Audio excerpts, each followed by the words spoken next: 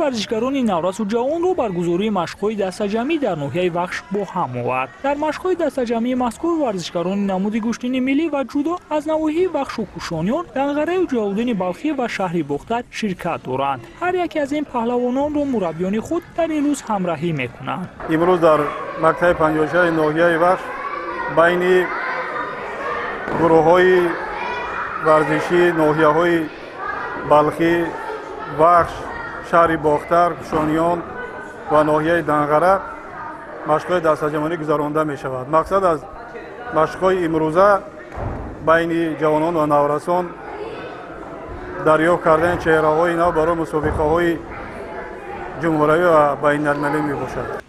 باید گفت که تشکیل چنین مشق‌های دسته‌جمعی از یک طرف جهانبینی ورزشکاران را وسیع، از سوی دیگر دایره دوستان ایشان را زیاد و تجربه‌شان را از روی این نمود ورزش بیشتر و بهتر می‌گرداند. چون ضمن مشق‌های دسته‌جمعی ایشان با حریف‌های گوناگون رقابت کرده هم تبادل تجربه می‌کنند و هم اصول‌های نوی به تخته پوش خوابانیدن رقیب را می‌آموزند. من در نمود ورزش جودو مشق و تمرین می‌نمایم. در مسابقه‌های بین‌المللی اشتراک کرده سزاوار جای اول گشتم. من در جمهوری 5 بار مدال یکم گرفتم. من در میان 5 دولت اشتراک کردم، سزاوار جای سوم گشتم. در آینده میخواهم که تمرین های خود را زیاد کرده پرچم بردار دولت وطن خود باشم. خواننده صنف 5 می باشم. من در این تالار ورزشی قهرمان مشق میکنم. استاد من درون قلوب قهرمان می باشد. من در مسابقه ها اشتراک کردم و جایهای نمایان را اشغال کردم.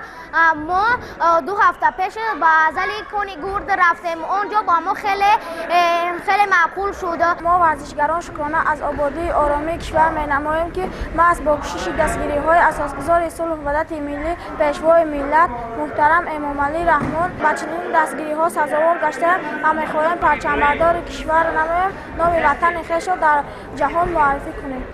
با گفته مسئولین رشته ورزش، آنها با راه اندازی کردن چنین مشق‌های دسته‌جمعی امکان دارند بهترین جودوچیان و گشتنگیران ملی را دریافت کنند. ورزشکاران هم می‌توانند با نشان دادن هنر و ملکه و قوه خود و تالارهای ورزشی سطح بلند که در دوشنبه قرار دارد راه یافته و مسابقه‌های سطح بین‌المللی آمادگی گیرند.